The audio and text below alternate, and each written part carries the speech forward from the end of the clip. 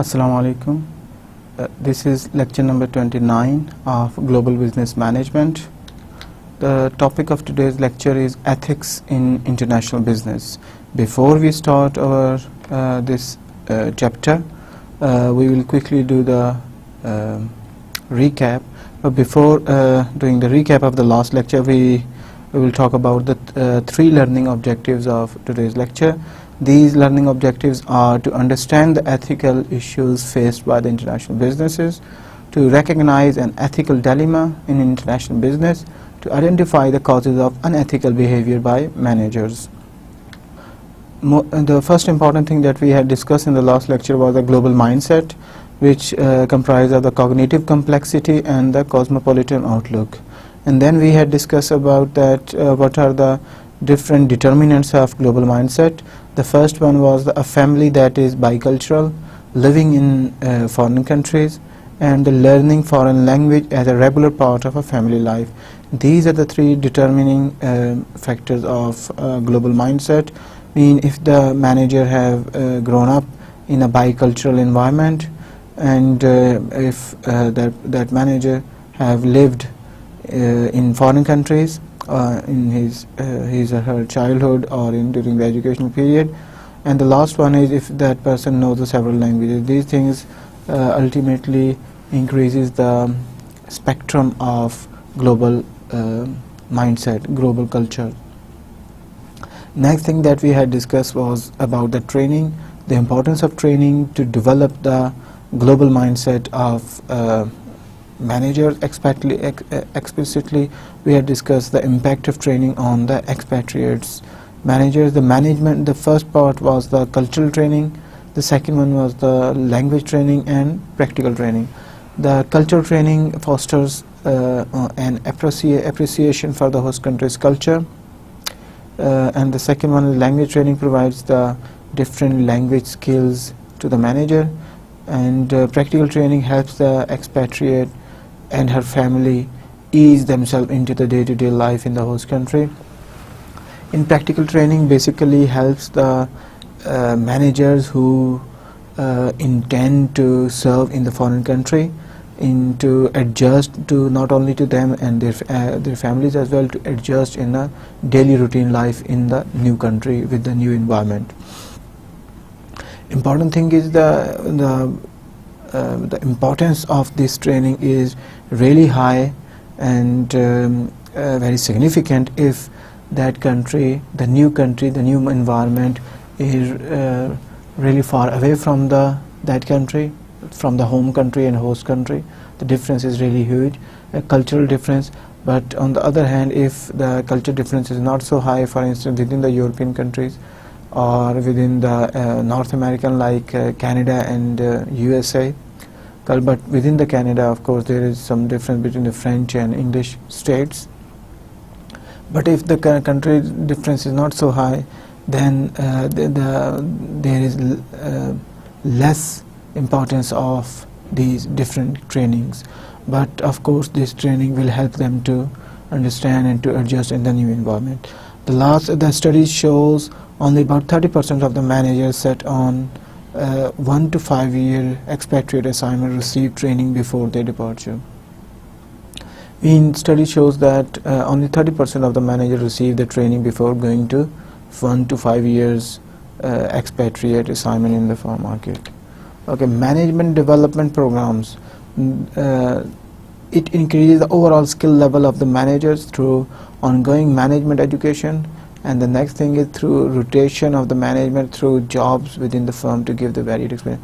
Okay, before sending those managers for the foreign assignments, there is one thing, that's the management development which is necessary for those managers. This management development is carried out by ongoing management trainings, management education. This is the first thing.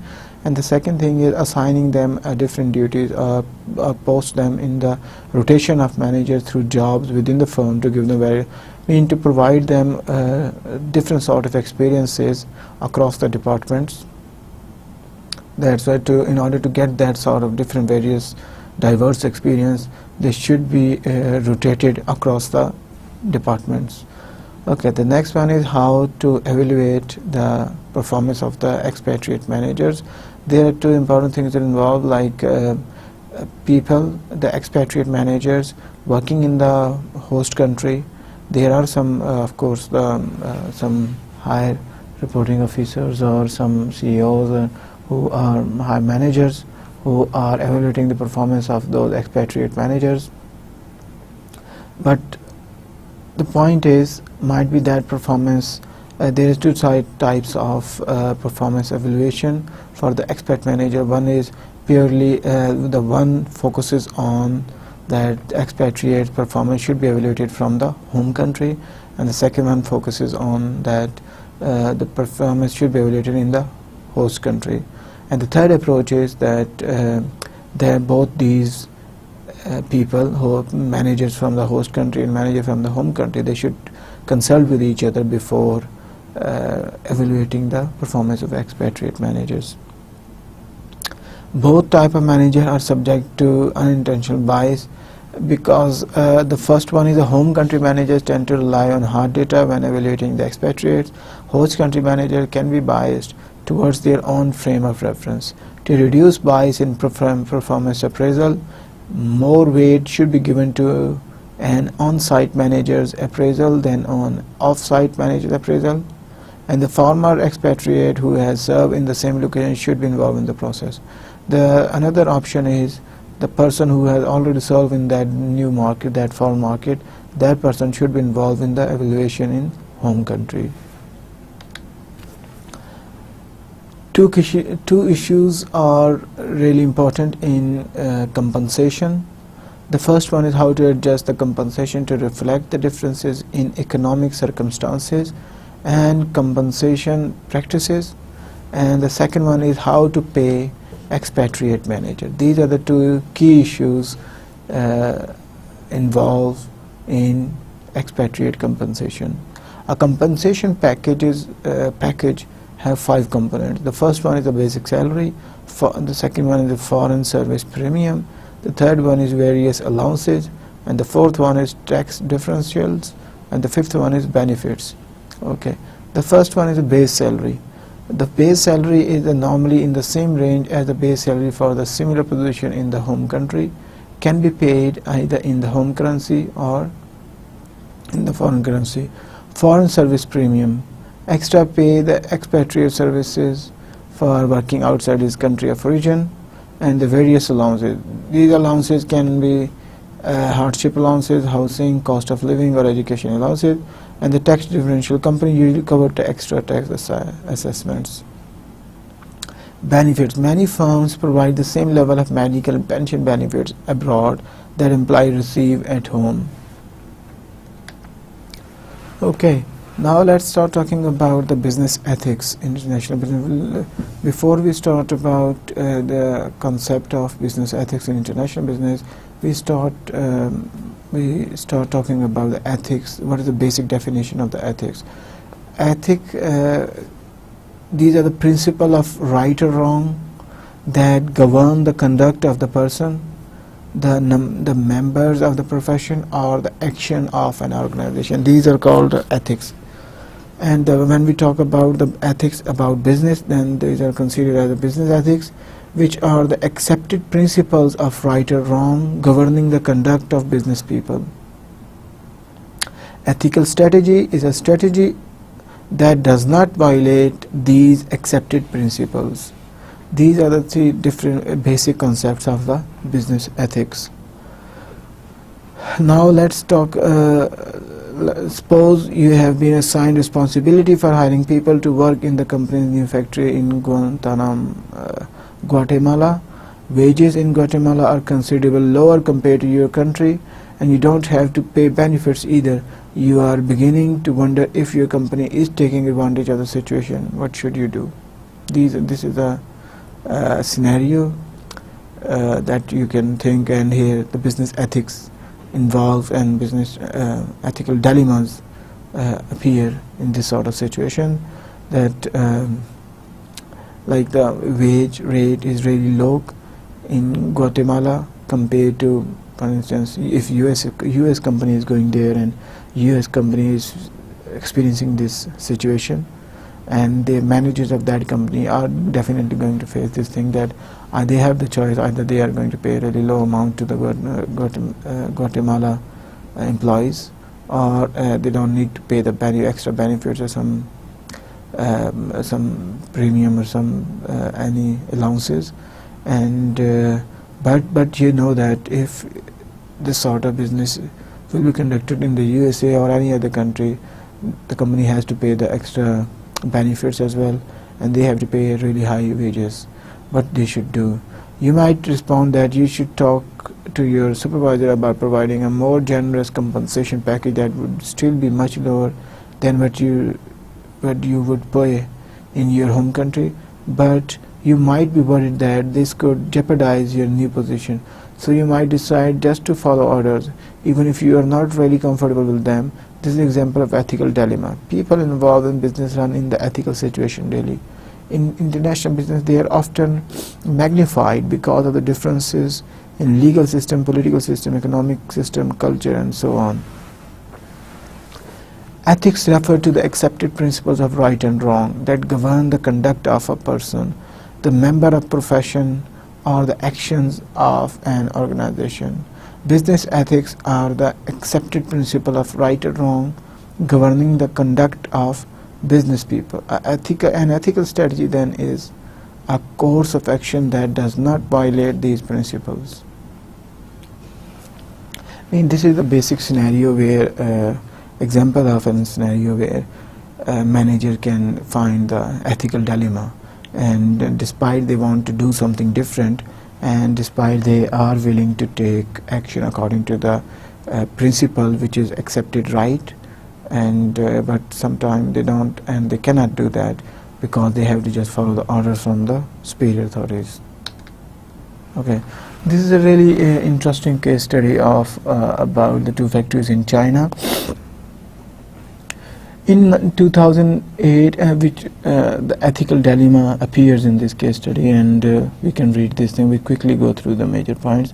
In 2008, the National Labor Committee sponsored an investigation into the working condition in two factories in China that make computer equipment, including keyboards and printer cases for HP, Dell, Lenovo, and Microsoft.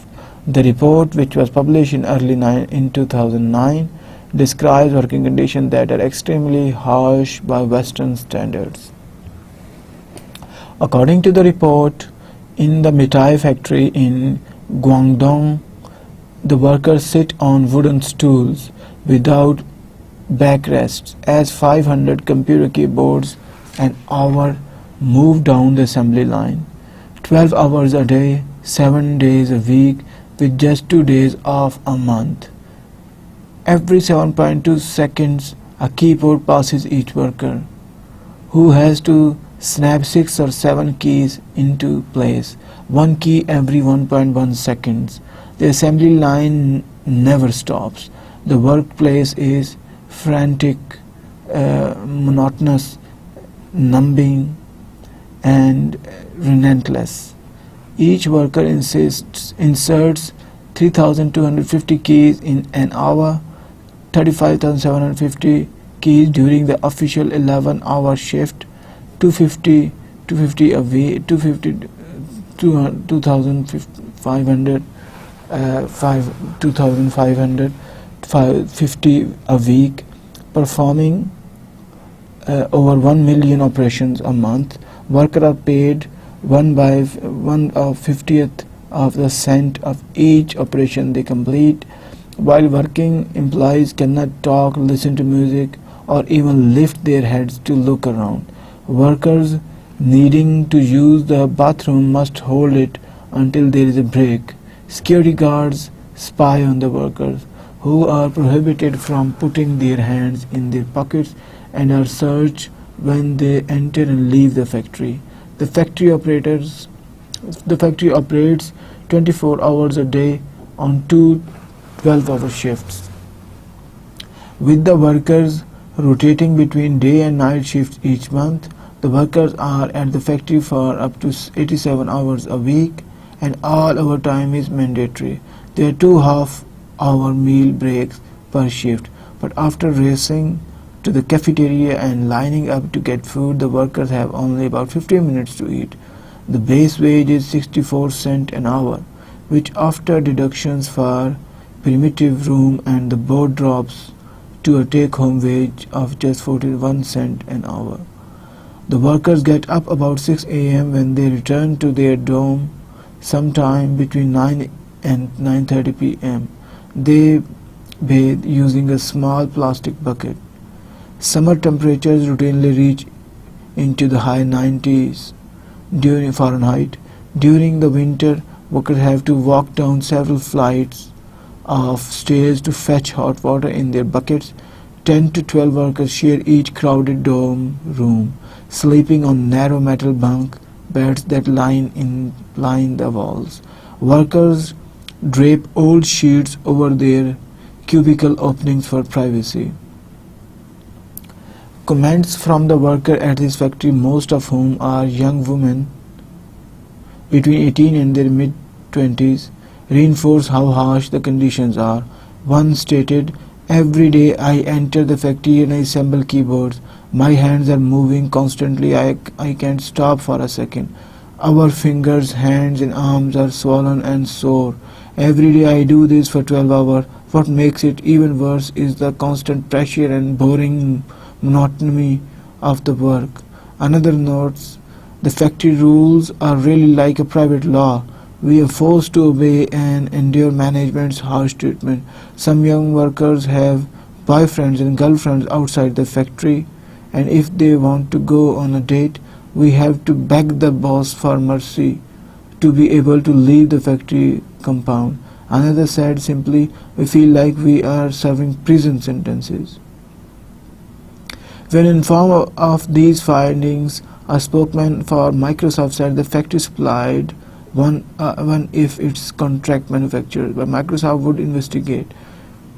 Representative from HP and Lenovo also stated the factory was not a direct supplier but supplied their suppliers. However, they too said they would look into the issue. A spokesman for Dell, for whom the factory is a direct supplier, said it was actively investigating conditions. The spokesman went on to say, I can tell you that any reports of poor working conditions in Dell's supply chain are investigated and appropriate action is taken." As of early 2011, no reports could be found indicating whether any of these companies had indeed investigated the situation and decided upon the course of action. We can see this thing from this case study, what sort of environment these companies are providing in China, and still these computer giants, they are getting the supplies from those companies who are treating their employees in a really bad way. And in the last sentence, even we can read, "Despite this report is published, and even after 3 years, nothing had happened. Nothing happened. Nobody took the action. Even those giant companies, they promised, they asked that they are going to investigate this issue and they are going to take the appropriate action, but nothing happened." This is the ethical dilemma.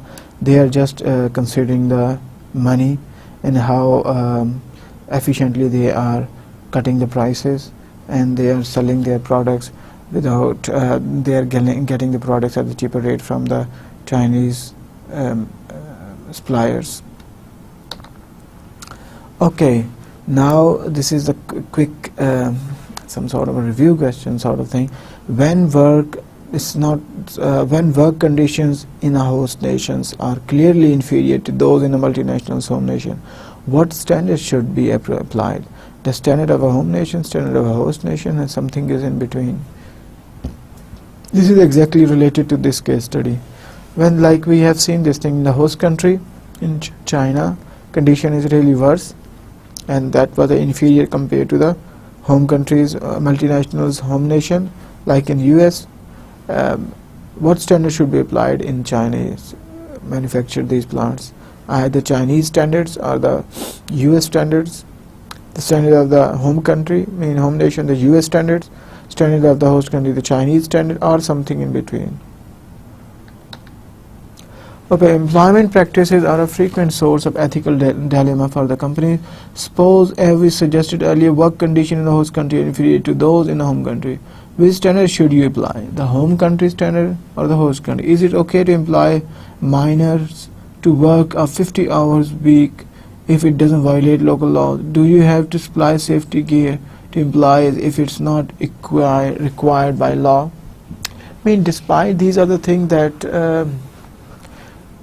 what you have to do is you have to compare the standards according to the standards and requirement that you have in your home country. Like for instance, if you have the working limit in your country is 50 hours a week, and in host country maybe it's legally allowed to hire an employee for the 50 hours a week. Do you and are you agreed to do this sort of thing? And similarly, if do you supply safety gear to in another case, for instance, is saying that in that country it's okay to employ minors to work, but in your country it's not legally it's not allowed to hire minors. What you should do? I mean, despite there are legal some space, and you can do those sort of things, and you are allowed to perform those things, but originally you know that principally these things are not right. This sort of principles, these principles which govern the conduct of the business activities are the business ethics. You have to follow those business ethics. Despite the legal, there are some space in the legal issues and legal way, or some and nobody is going to object by law, but even then you have to follow some standards of your own.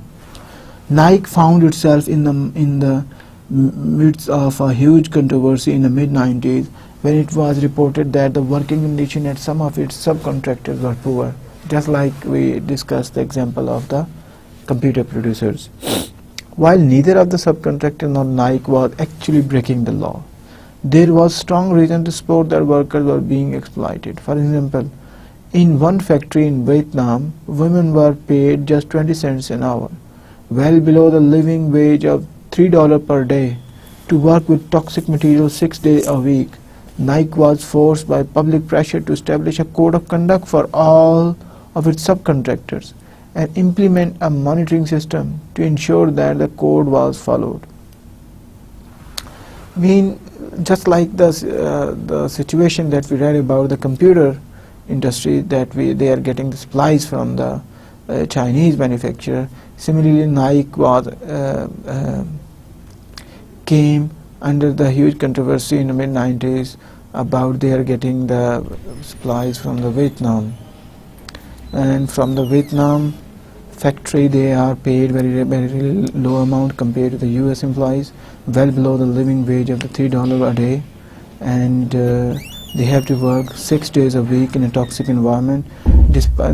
Because of these allegations or findings of the report, Nike, and important thing was none of these things, these conditions were against the law in Vietnam, and neither Nike nor that company, that subcontractor, were breaking the law. But even then, according to the standard of US, these things are well below the standard, and there are some minimum standards that Nike should follow. Nike was forced to, because there was a public pressure, because of that public outrage, Nike had to establish a code of conduct for all its for subcontractors and implement a proper monitoring system to ensure that the code was followed. A similar example was found for Apple, which found itself in the middle of a similar type of controversy when a supplier making the iPod was accused of labor abuses. You can learn more about the situation and Apple's response in the management focus in the text. Okay, now again, before we talk about the labor situation, now we talk about the human rights. What is the responsibility of the foreign multinational when operating in a country where basic human rights are not respected? Now we talk ethical standards are based on human rights things, mean some standards. Despite these human rights are not followed or not respected in the host country, in that market, but that multinational company which belongs to the country, to the market where these human rights are followed or respected, then what they have to do, one choice is they have to just follow the host country's environment where they don't care about the human rights, and the second thing is they can continue practicing where human rights are respected, and they can bring those good values to the new markets. Basic human rights taken for granted in the developed world, such as freedom of association, freedom of speech, freedom of assembly, freedom of movement, and so on, are not universally accepted. The thing is, these facilities are human rights, like right to speech, right to freedom of assembly, freedom of movement, and these sort of thing. These which are available, these features are available in the developed markets. Might be these features are not available universally, and these features, these rights are not accepted, not respected across the globe. That's why there is a big dilemma. There is a ethical dilemmas exist across the markets. Okay, should a multinational feel free to pollute in a developing nation if doing so does not violate laws? Okay, when environmental regulation in the host countries are far inferior to those in the home nation, ethical issues arise. The tragedy of the commons occur when a resource held in common by all but owned by no one is overused by individuals, resulting in its degradation. Important thing is same what we did for the human rights, the same thing happened for the environmental pollution. Even for the environmental pollution, in certain countries, the importance of environment is not so highlighted, and they are not followed properly, they are not regulated properly, and the environmental regulations are inferior in developing countries as compared to developed countries. When the companies from the enter in the developing market, which belong to a developed country, Western companies enter in a developing market, what they should do? Should they follow the home country's regulations or standards, or home country's regulations? Is it ethical to make payments to government officials? Now we talk about the corruption. To secure business, this is the one thing. In the United States, the Foreign Corrupt Practices Act outlawed the practice of paying bribes to the foreign government official in order to gain business. The Convention on Combating Bribery of Foreign Public Officials in International Business Transactions, adopted by the Organization for Economic Cooperation, or OECD, obliged member states to make the bribery of foreign public officials a criminal offense. Corruption payment, bribery. Even in United States, beside that, bribery is illegal and is a official offense, and it's outlawed within the USA. But even paying bribery in the foreign countries to get the business done, to secure some business, is illegal and is outlawed even in the foreign market. And this is considered as a criminal offense even from the perspective of the OECD. Suppose you are dealing with the corrupt government. Should you still try to act in ethical manner? Corrupt governments have always been around, and it's important for international companies to consider their effect on the company strategy. At what point does gift giving become bribery, for example? Okay, now there is a situation where without bribery you cannot operate in the foreign market. Consider an example of US companies operating in Pakistan, how they are going to get the license of something, how they are going to privilege treatment, how they are going to get the contract.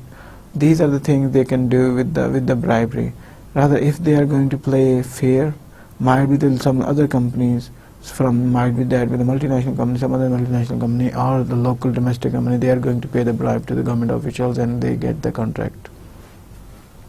In order to run, in order to stay and survive in the business, in the market, they have to bribe the officials, they have to do this sort of corruption. Okay, well, from the government perspective, bribery should not be allowed.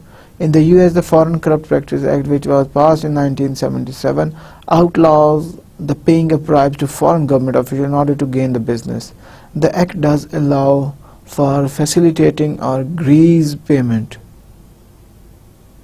The act does allow for facilitating a grease payment, which are basically payments that are made to speed up standard procedures. The Organization for Coordination of OEC passes a similar measure in 1997, which obligates the member state to make bribery of foreign public as criminal offense. Here's one thing. I mean, in USA, they made the law that to pay a bribe like if the US company is coming in Pakistan, to paying a direct bribe to the government official is illegal for those companies, for that US company. From the US perspective, by the US law, it's illegal if the US company comes to Pakistan and pay the bribe to the government officials, Pakistani government official. This is illegal. But that's legal if they are going to if they are going to bribe the official to speed up their work or facilitate, which are basically payments that are made to speed up standard procedures. That's illegal. I mean, in a way, they are allowing the companies to pay the bribe, and it's they are just pretending that they outlawed and they made it illegal to pay the bribe in foreign country. They are in a way they are encouraging their companies to pay the bribe and get the contract and get the business in the foreign markets. However, some economists believe that in some cases speed payments or payments made to speed up approval of business investment can be justified if they enhance public welfare by creating jobs and so on. Now there is another point of view that like what the US one is doing, US people, that to speed up their operations, to speed up their business, that's okay to give the bribe. In that case, in the third opinion, like they are saying that okay, they can bribe, they can come to Pakistan and they can bribe the government official to get the contract, because they will create jobs here in this market, and they are creating jobs and they are enhancing public welfare within the community, within the Pakistan. That's why it's okay for them to give the bribe to unbalance the system. Bribing is basically you are depriving one person from their genuine right and getting that right from that person. The thing that other person deserves, you are getting that because of bribe. And according to their standards, it's okay, and you can do that, but not in their own country. You can do this sort of thing when you go outside the country, then you can do that, but not in USA. This is what they are saying. And there are some economists who are strongly believing in this notion.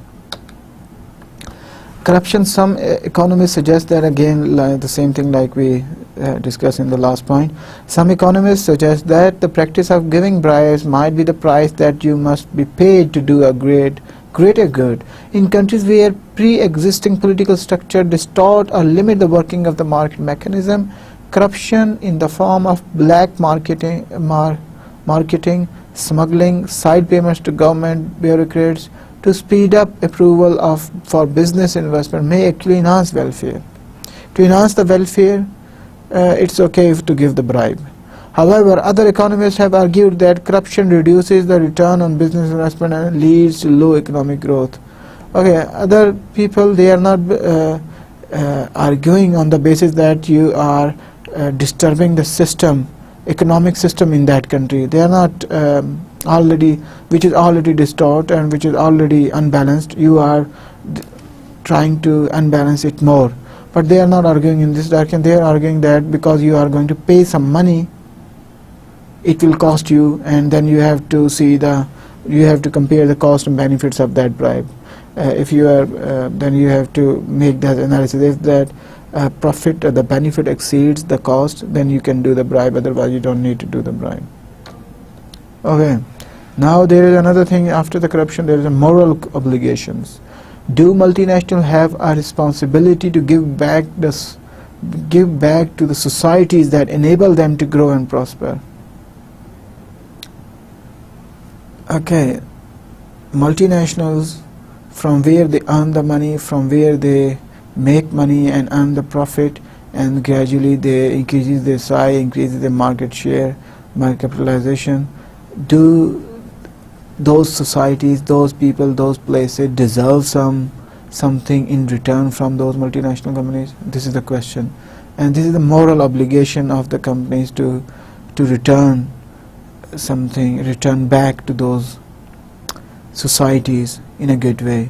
Social responsibility. The idea that business people should take the social consequences of economic action into account when making business decisions, and that there should be a presumption in favor of decisions that have both good economic and good social consequences. The idea is that the business people should take the social consequences of the economic actions into account when making business decisions, and that there should be a presumption in favor of decisions that have both good and economic and good social consequences. What are the moral obligations of the company? Do companies have the responsibility to take into account the social consequences of their action when they make business decisions?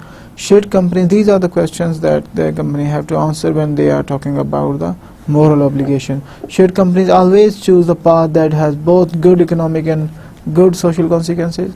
You might answer yes. Firms have a social responsibility simply because it's the right way to operate. Many people believe that companies need to recognize their nobleness, oblige, and give something back to the society that have made their success possible. BP supports this notion and has made it company policy to give back to the community. So in Algeria, for example, the community built its desalination plants to provide drinking water to residents in Salah. Other companies, however, do not share this view. As the management focus in your textbook, we will read that thing. Founder and CEO of News Corporation probably used the power of its company to gain access in the Chinese market and acted in an unethical way in doing so. As part of the deal, News Corporation expressed media content that was critical for China. Google has been accused of choosing a similar path in China, much to be anonymous of some of its stakeholders. Despite there are some moral obligations of each company, but despite those moral obligations, their companies are not following that.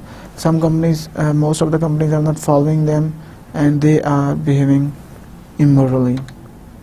Ethical. Now the ethical dilemmas appear for manager. Manager often face situation where the appropriate course of action is not clear. Ethical dilemma, the situation in which none of the available alternatives seems ethically acceptable. They exist because real-world decisions are complex, difficult to frame, and involve various consequences that are difficult to quantify. Now the problem is this, that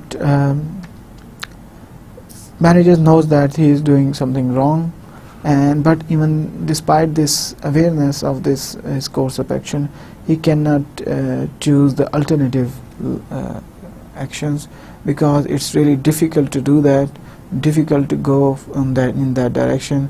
They are complex, difficult to frame, involve various consequences that are difficult to quantify, and because of the difficulties associated with the alternative ways, these managers have to choose the unethical way. Why do managers behave in an unethical manner? The manager behavior is influenced by personal ethics. These are the 5 influential factors. through which the managerial behavior are determined: personal ethics, business making processes, organizational culture, unrealistic performance expectations, and leadership. These are the 5 things. As we can see in this diagram, that the determinants of ethical behavior: personal ethics, organizational culture, unrealistic performance expectation, leadership, and decision. All these affects to ethical behavior. Okay, the first one, the personal ethics. Business ethics reflect personal ethics, the generally accepted principle of right or wrong governing the conduct of individuals. Expatriates may face pressure to violate these personal ethics because they are away from their ordinary social context and sporting culture. They are psychologically and geographically distant from the parent company. Okay, these personal ethics are more important for the expatriate managers because they are away from their home country and they are facing the different social context compared to in the home country. And the next point is the psychologically and geographically they are distant from the parent company. Nobody is watching them. Okay, the individual's personal ethic will influence the decision she makes on the job. Personal ethics are derived from parents, from schools, from religion, from the media, and so on. So when a person has strong personal ethics, she is likely to have a strong business ethics. I mean, if the business ethics, if the personal ethics are strong, business ethics would be strong. Okay, what happens though when you take a manager out of its environment? Expatriate manager, we are talking about the international business, or the managers who are working abroad often face pressure to violate their personal ethics. Imagine that you are surrounded with people who hold to a different set of values. You may be encouraged to adopt a behavior that you otherwise would not. For example, if bribery is common, you might feel that in order to meet performance goals, it's acceptable for you to use bribery as well, even though you would never consider bribery at home. Now here is a special scenario when the manager is working not in his home country, his own country, where they might have some ethical standards, some regulations, some rule of law. In the new market might be where rule of law is very weak and governance is very poor. In those markets, imagine that everybody is doing the bribery. In that scenario, in that situation, it will be really difficult for the manager to not to bribe, and the whole environment, the surrounding is encouraging that person to do the bribe and make things done easily. Okay, now the decision-making process. Decision-making studies show that business people behave unethically because they fail to ask the relevant question: is this decision or action ethical or not? Decisions are made based on economic logic without consideration of ethics. This is the important thing. Decision-making, they have to see the profit and loss, the cost and benefits. If the cost is high, of course they will not go for that despite its ethical, and they are not going to consider the ethical point of view of that decision. Sometimes you get so caught up in what you are doing that you forget to ask whether a decision or action is unethical. So when Nike made the decision to purchase from certain suppliers, it's probably only looked at the bottom line. That makes sense. And so the decision to move forward was made. Only after the consequences of the decision were revealed did the company stop to explore the ethics of the situation. Important thing is, despite the Nike knew it, that in the beginning, of course, they were just looking at the cheaper price, and they felt that they can buy the product at a cheaper rate from the Vietnam, and they did it. Once they find out that the Vietnamese suppliers, they are not following the standards, the working conditions, they are not providing the proper working conditions to their employees. What action they took, this is an important thing. And because the one thing was they asked the suppliers to increase to improve the environment condition, it cost them high, and might be they will sell those products at a higher rate compared to Nike. And now the question will be whether Nike will buy those products at a high rate or not. Okay, the big pharmaceutical company Pfizer failed to ask credible question when it made the decision to run the experimental drug trial on children in Nigeria. The company was trying to get a new drug to market, but first needed a large sample of sick children to test it on. When an epidemic hit Nigeria, Pfizer saw its chance. Only later did it question whether it was right to test an experimental drug on children whose parents probably didn't realize what was going on or who didn't have alternative treatment options. Can you imagine? They were just testing their drugs in Nigeria. They went in Nigeria and tested their drugs, and their parents didn't know this thing either, and that this is experimental drug. Nobody knows what can happen, and they were poor. They didn't have any other choice. But this is the ethical question, and the Pfizer is one of the largest pharmaceutical company. Organizational culture, that was the second point. Unethical behavior may exist in firm. The first point, the first determinant that we saw was the personal ethics. Now the organizational culture will determine the manager's ethical behavior. Unethical behavior may exist in firms with the organizational culture, the values and norms that are shared among employees of an organization that doesn't influence ethics. Values, norms shape the culture of the firm, and that culture influences decision making. The values, norms and standards of the company are the culture of the firms. If this culture is based on ethical standards, that's the business culture is ethical, and this ethical culture will force and encourage the employees, encourage the managers to behave ethically. Okay, next one, unrealistic performance expectation. If the performance expectation is unrealistic, of course the manager will behave unethically to reach those targets, to reach those expectations. Pressure from the parent company to meet performance goals that are unrealistic and can only be attained by cutting corners and action in an unethical manner can cause unethical behavior. Sometimes companies unwittingly promote unethical behavior by setting unrealistic performance expectations. Companies that do this may push employees to cut corners and act in unethical ways. Think again about the decisions made at Pfizer because of the push to get the new drug to market, for example, or the recent acquisition of the improper practice of BP. Imagine the scenario of Pfizer. Might be the other competitive companies, the competitors, they are introducing new drugs in the market and they are capturing, and in order to compete those firms, or in order to introduce that product, that drug in the market before their competitors, they did this thing, and they were pushed to test this drug on the children's. And because there was some unexpected unrealistic pressure, that's a Pfizer behave unrealistically and unethically. Okay, then the next point is leadership with effect on the ethical behavior of the managers. If a firm's leaders fails to act in an ethical manner, other employees may not act ethically. This is the important thing.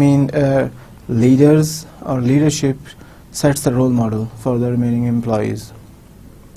If the leader is behaving ethically, of course the rest of the employees, the whole environment, even the organizational culture will affect positively because of the leadership's ethics. The last point was that regardless of any policies a company might maintain, actions speak louder than words. A company's leader must set an example by demonstrating strong ethics. You already know that the Kenneth Lay, former CEO of Enron, did just the opposite and in fact promoted unethical behavior within his organization. It's up to the leader. If he is behaving ethically, of course he is setting ethical examples, ethical standards within the company. If it's behaving unethically, the whole organization will behave unethically. The next point is what are the different philosophical approaches to ethics. There are basically 4 direct approaches of ethics. And the business ethics, these are the four first approaches, include the straw man approach and Kantian approach, rights theorian, and the justice theorian.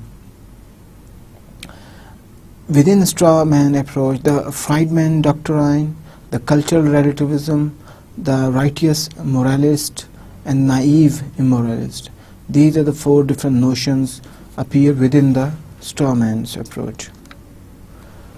We will discuss those approaches in the next lecture more thoroughly, and now we are going to do this small case study of the Apple's iPod, which they have the production unit in China, and to what extent they were following and they are behaving ethically in China. Let's see in this case study. In the mid of 2006, news reports surfaced suggesting there were systematic labor abuses at the factory in China that makes the iconic iPod for Apple computers. According to the reports, workers at Hongfeng Precision Industries were paid as little as $50 a month to work 15-hour shifts making the iPod. There were also reports of forced overtime and poor living conditions for the workers, many of them young women who had migrated from the countryside to work at the plant and lived in company-owned dormitories. The articles were the work of two Chinese journalists, Wang Yu and Wang Bao, employed by the Chinese Business News, a state-run newspaper.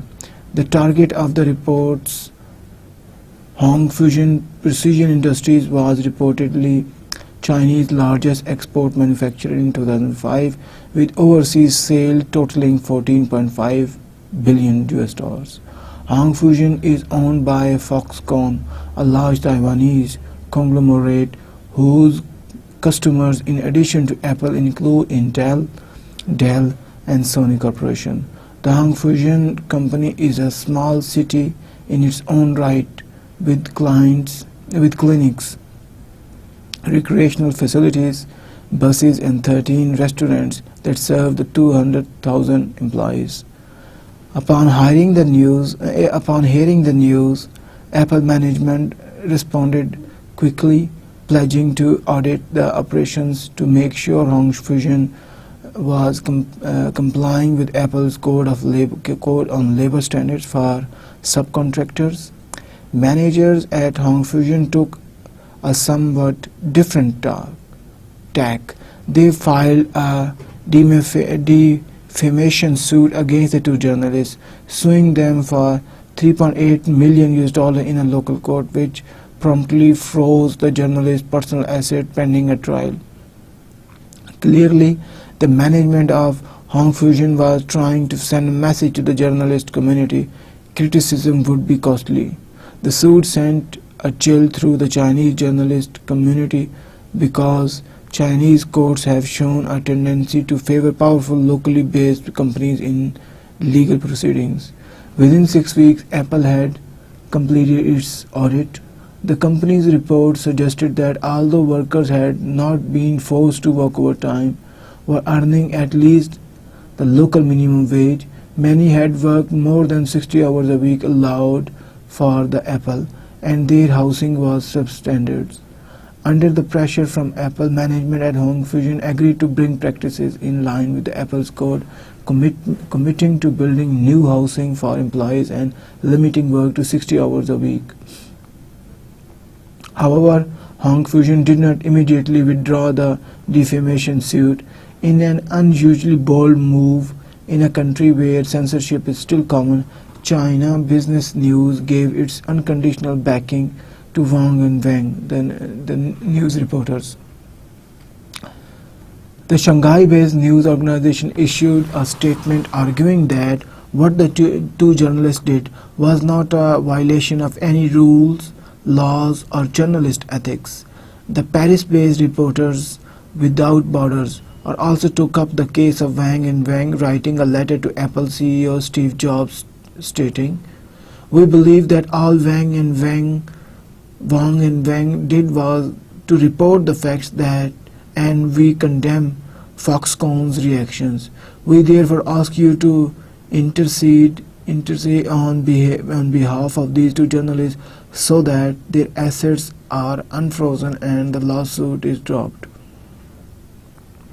Once again, Apple moved quickly, pursuing Foxconn behind the scene to drop the suit.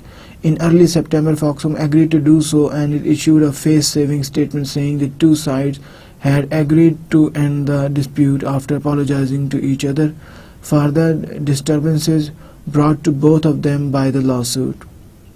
While the dispute is now over, the experience shed a harsh light on the labor condition in China. At the same time, the response of the Chinese media, the Chinese business news in particular, pointed towards the emergence of some journalist freedoms in a nation that has historically seen news organization as a mouthpiece for the state. I mean, there are 2-3 points are important in this case study. The first one is that Apple was getting the supplies of iPod from the Chinese manufacturer who was a tycoon, and they had their own manufacturing city, somewhat small city. They have their own all these sort of living facilities there.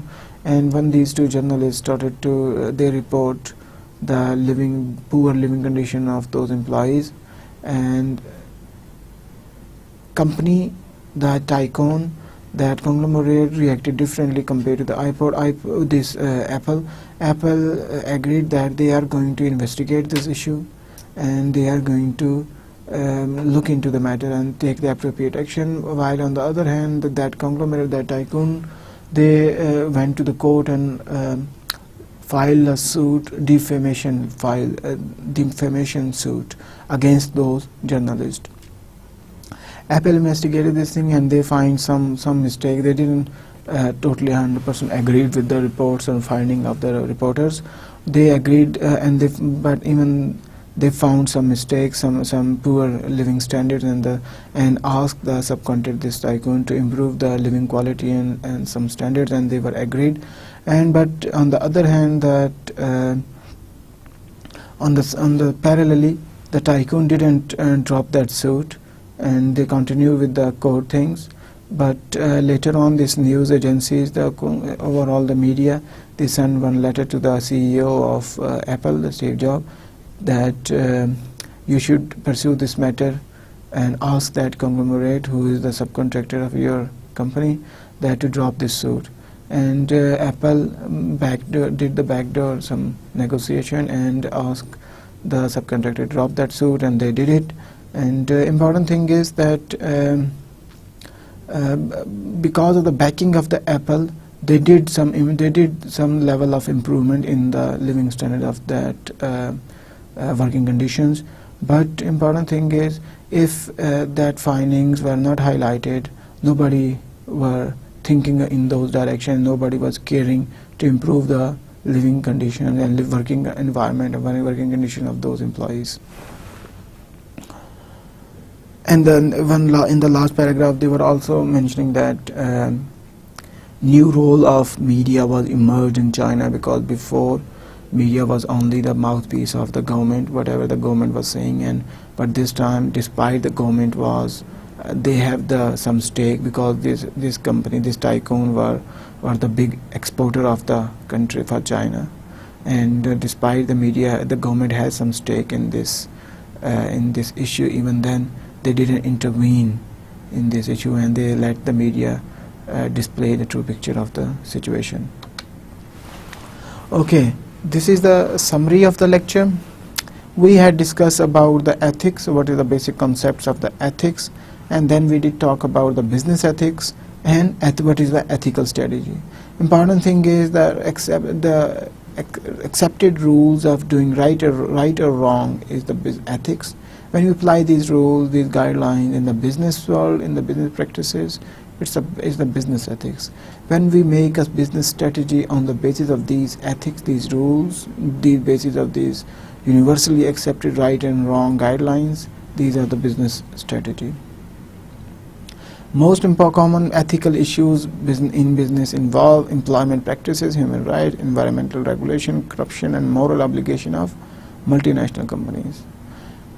The basic human rights taken for granted in developed countries, such as in developing countries, and these human rights are not equally accepted all over the world.